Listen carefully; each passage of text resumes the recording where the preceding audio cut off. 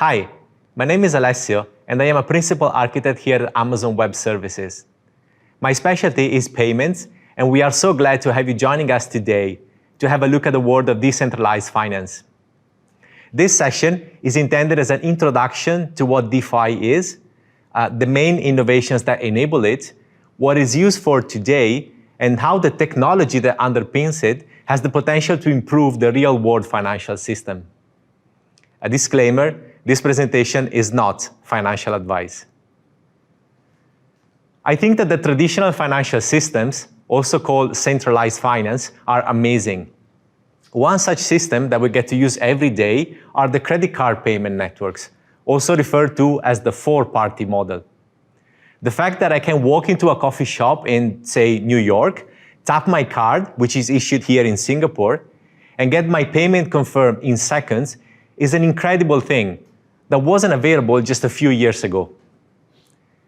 And also the international payment system, the process by which the funds to pay for my coffee gets taken from my bank account in Singapore, aggregated with millions of other payments, and sent via the correspondent bank networks, and they end up in the bank account of these New York coffee shops that I just bought a latte from. Similar seamless processes have been delivered in capital markets.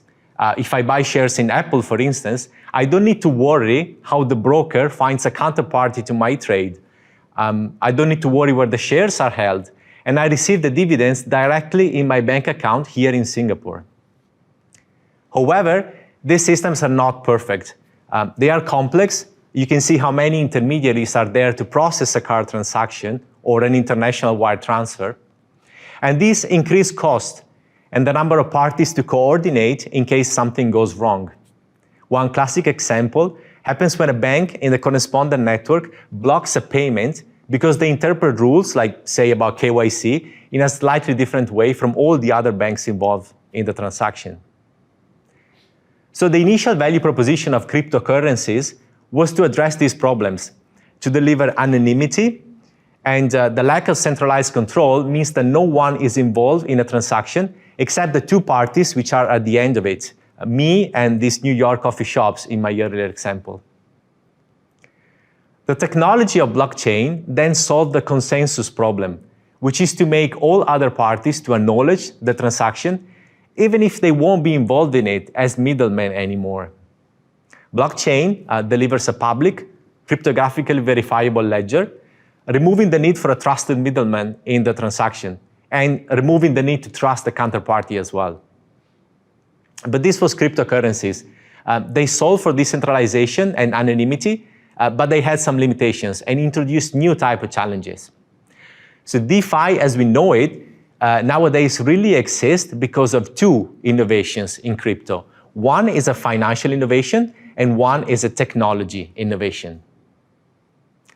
You may not know that the first ever recorded cryptocurrency transaction in the real world happened in 2010, when an early Bitcoin user from Florida ordered 2 pizzas for the modest amount of 10,000 Bitcoins.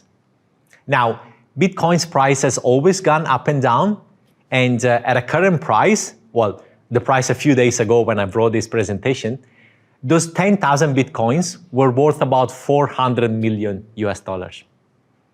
For a currency to be accepted as money, it has to be a method of payments, a unit of account, and a store of value.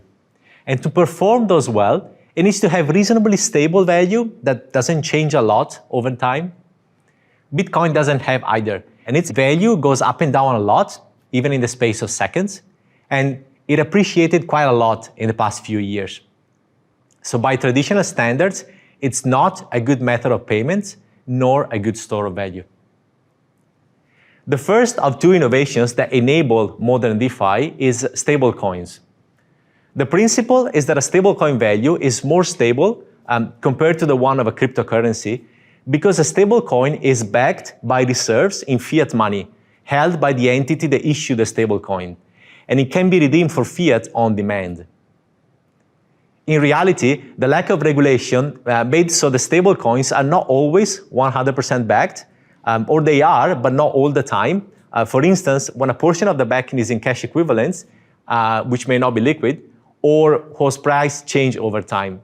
So the promise of one-to-one full redemption is there in theory, but it's never been tested in reality on a massive scale, as far as I'm aware.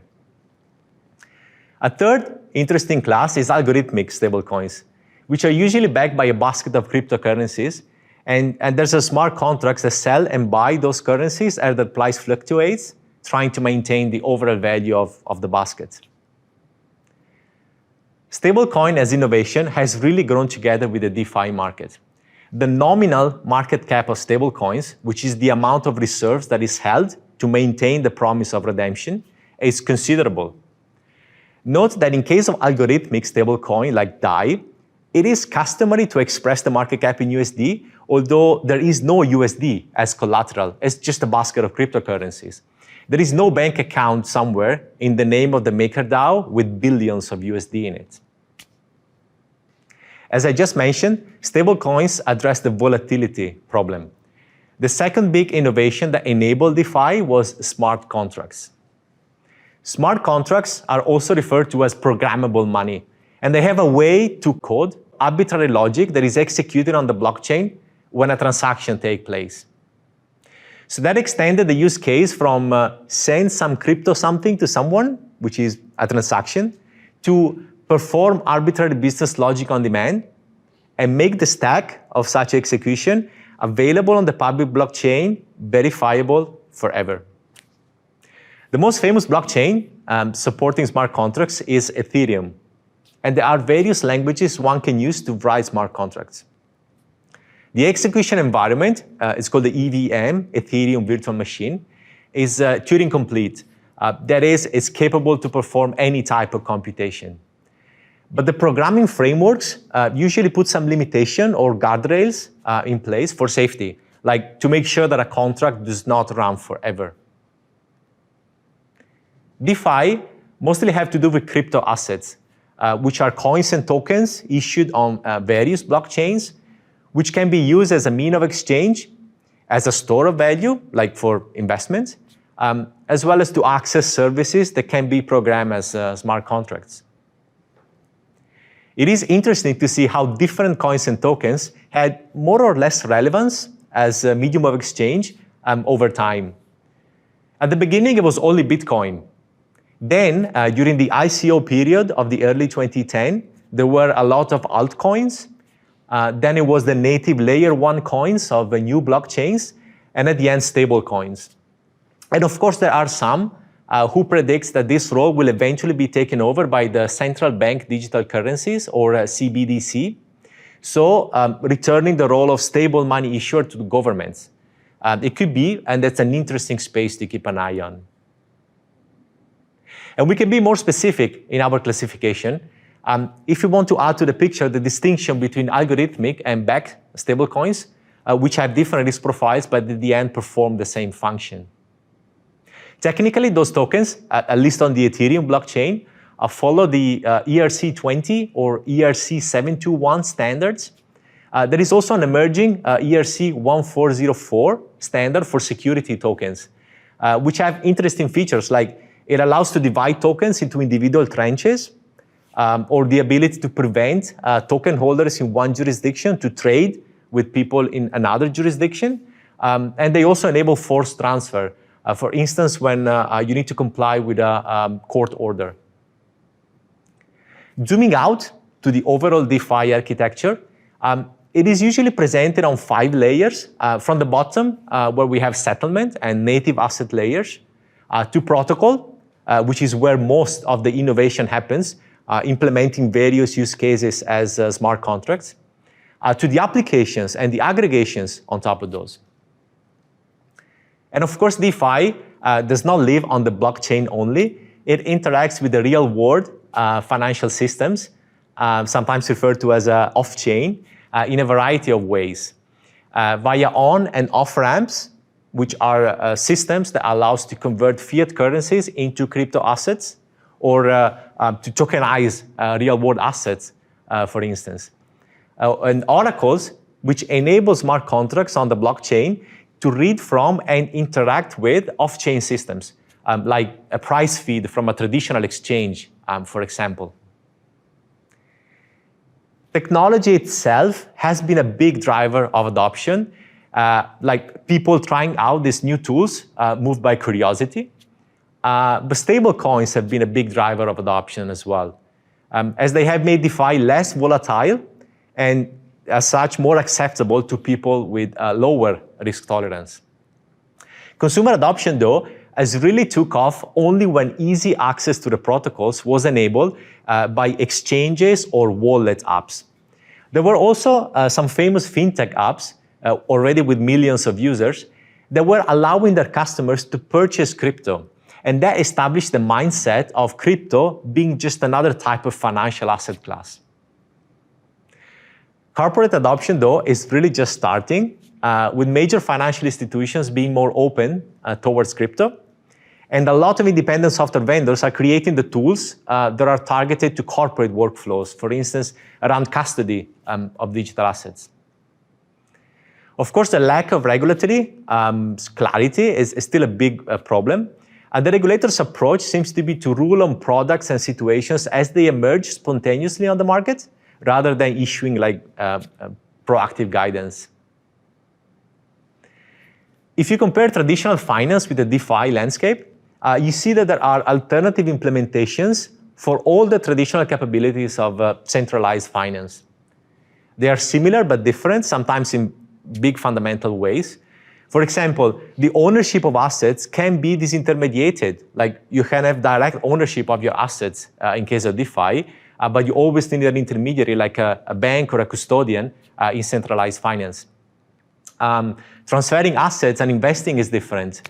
DeFi has decentralized exchanges working with liquidity pools, not centralized order books. I will see in detail later in the presentation. Also, and that's super important in my opinion, the user interface of DeFi realized what the promise of open banking used to be. In DeFi, you really can choose freely which wallet apps and aggregators to use, and they all communicate directly and permissionlessly with the blockchain. Let's talk about some use cases. The first two such use cases are so fundamental to everything that has been built later, especially because of the incentive they provide, that I think they deserve to be explained in a category of their own. The first mechanism is crypto asset lending. Like in traditional finance with a bank, there is a lender who has funds, in this case it's crypto funds deposited into a lending protocol, and a borrower that asks for a loan. The protocol issues this loan to the borrower against the collateral, using the money that they collected from the lenders. The protocol itself may issue tokens to both the borrower and the lender, which are a claim on the deposited assets. When the borrower repays the loan, they receive back their collateral, and the interest is distributed between all the lenders that contributed to the protocol. Or a part of these fees can also be kept by the protocol to finance their functioning, for instance. If the borrower cannot repay the loan, the collateral is liquidated, and because crypto loans at the moment are over-collateralized, liquidation usually net the protocol more than the loan amount, so the lenders do not lose their committed capital. The major differences with traditional loan is that in DeFi there is no recourse. You can't extend the term, you can't change the repayment conditions, you can't renegotiate a loan or things like that, which are common in traditional finance, unless it's coded in the contract in the first place. The counterparty, to all effect, is the contract for both the lender and the borrower. And one common critique of this mechanism is over-collateralization. Yes, it aims to keep the protocol more secure because there's usually more collateral to make up for the loan amount, even if the prices change a lot, but it's also inefficient. One of the common practices in traditional finance is risk management. If you don't know what risk management is, it basically means that a majority of the loans will not default. So it's okay if collateral does not cover all the outstanding. And it allows a bank to lend more, of course. The risks of this model are contract risks, that there be bugs in contract code that enable unwanted or strange behaviors. Oracle risks, like if the contract behavior is based on external events and the data feed can be manipulated. And principal agents, which is somehow addressed by DeFi 2.0, and we'll talk about it later. So lending is a fundamental mechanism of DeFi, and its implementation makes some aspects of traditional lending more deterministic and more safe. The second critical mechanism of financial market is the capability to exchange assets. That is, to have a place where bid and asks are matched and the exchange happens. Centralized exchanges usually follow an order book model. There are buy orders or bids and sell orders or asks, and each one is matched with the opposite side, starting from the top of the book and going down until they are filled.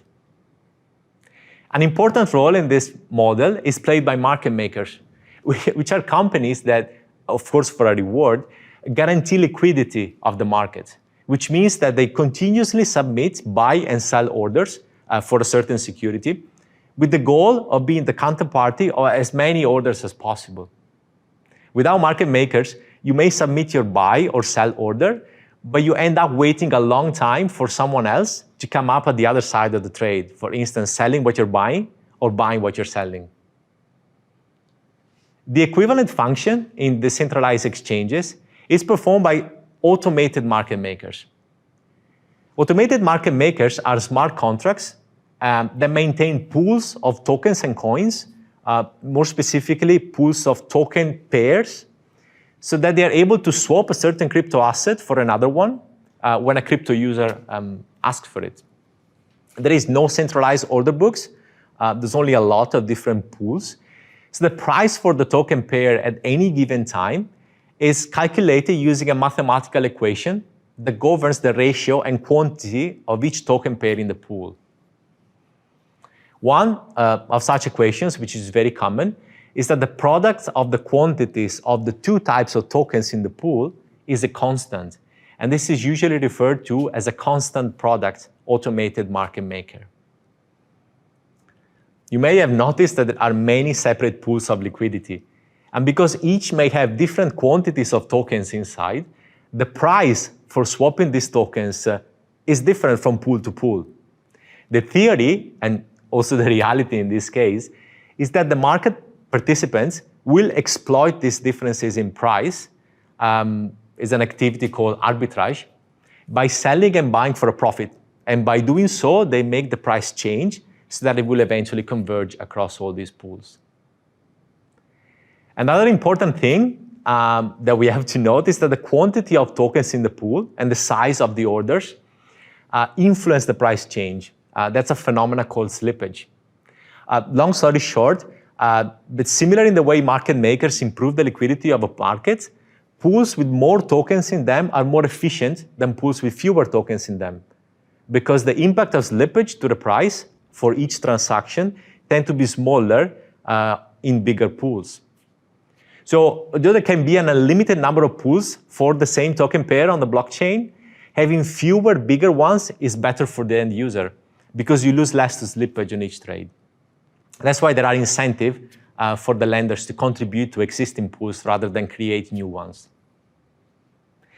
Another difference is that in traditional systems, the price is discrete, because orders usually come in lots of minimum number of stocks, and the price can change only by a discrete amount called the tick size. In an automated market maker, the price is governed by the cost and product equation, so it doesn't have to come in discrete increments on the tick size. So the liquidity in this case is said to be continuous. The price can change in any direction for any increment. So we saw the basics of how decentralized finance implements lending, exchange, and pricing of crypto assets. It mimics the traditional financial systems, but there are fundamental differences in behavior and risk. So now that we know the mechanism, let's look at the promises of DeFi, which is what you can do with smart contracts and digital assets that is difficult or impossible to do with the tools of traditional finance. The first promise is yield farming. In essence, is a way to try to maximize return on your capital. A yield farmer tries to chase the highest yield by switching between multiple different investment strategies on different protocols. To compare it to traditional finance, you can imagine you're trying to find the best savings account out there with the highest APY. APY stands for annualized percentage yield. And imagine that you're able to switch between each of those savings accounts instantaneously and automatically. When a bank launches a new product, a smart contract finds out and decide if the return for your capital is higher with the new product than what you already have, and if so, it switches. To compound on that, as we saw before, when an owner of crypto assets commits token to a pool, they get in exchange protocol-specific tokens. And those are tokens that can also be traded. And of course, if there is a market for these protocol-specific tokens, that means that there is also an opportunity to earn money by lending them or putting them into a liquidity pool. In the same way that you saw before was done for the original crypto assets that you were lending. This operation is referred to as liquidity mining. The key feature enabled by DeFi is that all this logic can be automated and funds can be moved between different protocols instantly and automatically, which is not possible with traditional finance nowadays. An extension of yield farming is a very interesting use case called self-repaying loans. Imagine that you deposit crypto collateral to take a crypto loan, and then you go out and use those crypto money that you just borrowed to do whatever you wanted to do. And then the collateral sits in the protocol, waiting to either be returned to you when you repay your loan or liquidated in case you default. The collateral, though, is capital that the protocol could use to earn a return, applying the techniques of yield farming that we just mentioned. And this return could be used to repay interest on the loan or the loan itself. And in such protocols, like Alchemix, the asset owner has control of how much of this collateral can be used for the self-repaying feature, up to a limit. For instance, that's 50% in Alchemix, and that limit is used to control the risk. This is opposed to traditional finance, where gains for risk management, remember, risk management means that you have collateral and you deploy it to earn returns, benefit only the bank and not the borrower who owns the collateral in the first place. Also in traditional finance, the collateral may not be usable. Like in a mortgage, the collateral is usually a house, but the bank cannot rent it out to earn rental income because the borrower is living in the house. So more generically, digital assets are very divisible, so they're well suited to represent fractional ownership of many things. A company, a house, a property, a piece of art. With fractional ownership, investors can diversify their portfolio and they can add investments which were otherwise too expensive, like a house, for example. At the same time, if you want to sell high-value assets, you will have a much easier task.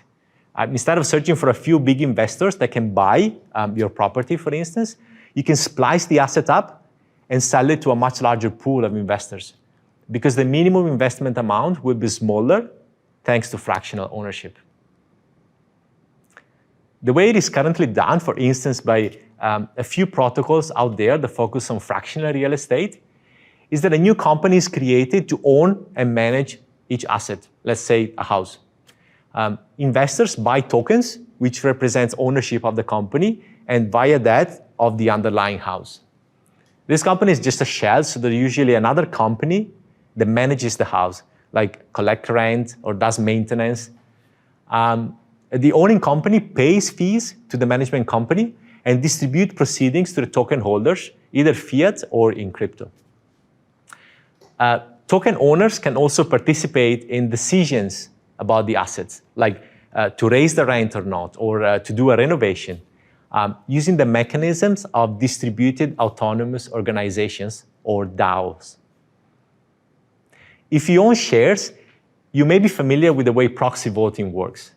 You receive a number of proposals that will be tabled at the next board meeting. You can vote on each one of them, and your vote is counted proportionally together with all the other shareholders. The voting mechanism that is enabled by digital tokens is similar, but there are two main differences. The first one is that it's direct. You don't need to delegate your vote to a broker who then tally them and give it to someone that actually go to the board meeting. You can express your vote directly, calling functions on the smart contracts on the blockchain. And those are counted or weighted based on the number of tokens that you hold. The second difference is that anyone that have fractional ownership of the organization can submit proposals for voting. And this is the main difference with the traditional world of corporate governance. This second difference, though, is also a risk. Like, not all token holders have the same incentives. For instance, some may be in it only for speculation. So they may vote or put forward proposals for voting that are not really aligned with the best interest of the organization in the long term. And this organization, by the way, can represent anything. We use a company that owns a house as a simple example, but a liquidity pool can also be a DAO, where proposals that are voted are, for instance, to change the constant value in the constant product market maker formula that we mentioned before. So to mitigate this risk of misaligned incentives, some protocols emerged recently, and they're all under a term called DeFi 2.0, which allow for the DAO itself to have ownership of the liquidity the user puts into it. And that is creating what is called a DAO Treasury. Why is this mitigating risk? Because once the contract itself owns the liquidity, it is less fragile to shocks, like a token owner withdrawing the liquidity on short notice, maybe because they disagree with the outcome of a vote. So this is the concept at high level, but it's still early days to see if this is a long-term fix or if new dynamics in how the DAO organize will emerge and that will require further course correction. A fascinating use case of DeFi is a flash loan. A flash loan is a crypto loan that works exactly as we saw before when we were talking about crypto lending, but it doesn't require you to post a collateral. So you may wonder, how do you manage the risk of non-repayment then? Well, a flash loan condition is that the loan is taken and repaid within the same transaction. In other words, you have to perform all the operations that you're taking the loan for and repay it within the same transaction before it is committed to the blockchain. And if you can't do so, the transaction is rolled back and it will be like you haven't taken the loan at all. You will just be out of pocket for the gas fees that you paid when you were trying to submit the transaction. What is a flash loan used for? Well, swapping collateral in a protocol is a popular use case, or to profit from arbitraging prices across different exchanges. What you see now on the screen are 4 steps in which first I take a loan for 100 DAI on Aave, which is a lending protocol. Then I swap those 100 DAI for SUSD on Uniswap, which is a decentralized exchange. And because of the price of the token, I get 122 SUSD. Then I go to KyberSwap, different exchange, different pools, and I exchange my 122 SUSD back for DAI, and I get 122 of them. You remember before when we talked about liquidity pools, the price of the same token pair may be different in different pools, but they will eventually converge precisely because there are people like me now trying to exploit these differences.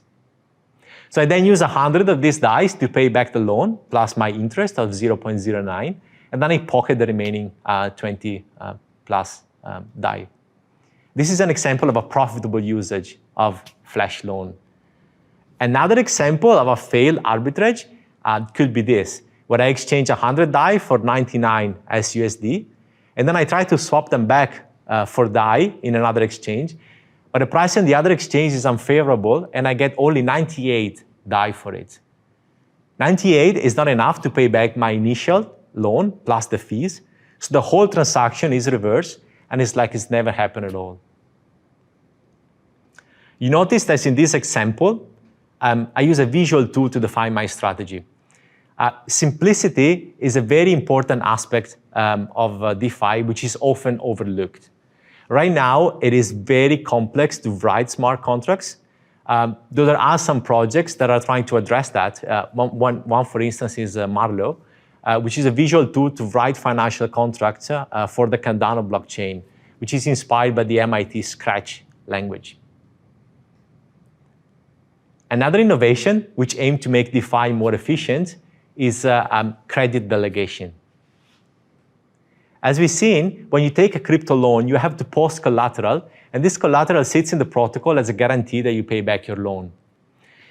Sometimes you don't need to tap the whole amount of your line of credit, or maybe the price fluctuates, so your collateral is worth more, and your loan is more over-collateralized than it was at the beginning, which means that you could borrow more money on the same collateral. In a traditional banking relationship, if this happens, there's nothing you can do. You have a credit line, you don't use it, that's it. In a DeFi environment, you can delegate the credit that you have, but you're not using, to another crypto user. So you're making a better use of your collateral. Another example of DeFi protocols implementing traditional financial interactions, but more efficiently, is for debt issuance. When you are a company that issues corporate bonds, for instance, you work with a bank on the placement, and you try to establish what is the best combination of term and return that attract the most buyers and allows you to raise the amount of funding that you need. It is very hard to determine this ratio. There's a lot of heuristics and guessworks to do so, and traditionally, if you get it wrong and you raise less than you wanted, you take a reputational hit, and that makes your next raise more difficult. But as we mentioned, security tokens can be divided into any number of individual tranches. And each of these individual tranches can have different properties, such as voting rights or lockup periods or subordinations. A subordinated debt is a debt in which one investor or a group of investors take losses first in exchange for higher returns. Think about a pension fund. They may be okay with low return, but they want to have higher order claims in case you default. Whereby a hedge fund may be okay taking more risk for a higher return. This is all already doable in real life, but DeFi provides the technology to do it efficiently and at scale, because it's easy to create an enormous variety of bonds with different risk-reward profiles. Another limit of traditional payment systems is that they are discrete.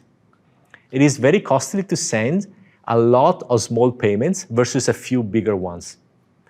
And even if you can do that cheaply, you usually do not control how long they take to arrive, the payment that is. Payment finality, if such a thing even exists, can be from few seconds to days. There are protocols in some new blockchains, like this new one called Zebek, that offers payroll services using a technology called money stream. What a money stream essentially is that instead of sending a single transfer, let's say 10 SOL each week to make payroll, you can transfer 2 per day, or 0.25 per hour, or 0.0041 per minute, or you get the idea. So why would anyone want to do that money streaming thing? Well, getting paid weekly is not optimal for the worker because they are essentially advancing days of work to the company for free before they get paid at the end of the week. It also may not be optimal for the company. Think about when a company engages a freelancer and the terms are 50% at signing, 50% at delivery. They are advancing 50% of the amount at signing. Money streams allow the worker to be compensated as soon as possible and incrementally, and to a company, in that example, to keep money on their balance as long as possible, and that's liquidity that they can use for other purposes. And at last, you may have read about that theory that DeFi is foundational to Web3 because it allows people to own their assets, like web, data, content, directly rather than via centralized platforms. And it also provides monetary incentive for content to be created on the web by creators or artists. So a few closing thoughts. DeFi is growing fast and big. The total value locked grew to hundreds of billions of dollars from pretty much nothing just a year ago. It is also interesting that this total value locked is expressed in fiat currencies rather than in crypto units. And that is similar to the way we look at economic activity in an industry vertical or measure investments in a company. The three major value propositions of DeFi at this stage, in my opinion, are first, it simplifies international money transfer. And there are various examples of this at different levels of maturity. Stablecoins address the volatility problem and the inherent complexity of current B2B and B2C systems, especially for international transfers, is really a problem worth solving. Second, DeFi gives you back ownership. Right now, if you want to change broker, it's very complex and costly to move your investments over. You also don't own the shares you invest in typically. You just own fractional ownership of pools of shares that do not belong to you, they belong to the brokers. Crypto gives you back ownership of your assets. You can use your wallet and log in into any financial service institution and instantly deposit your assets there. You can use them, and when you log out, they stop having access to your assets. The third and last one is that it democratizes investments opportunities. Right now, only accredited investors have access to specific investment products, and that depends on your status, on the quantity of money that you can invest, and other criteria.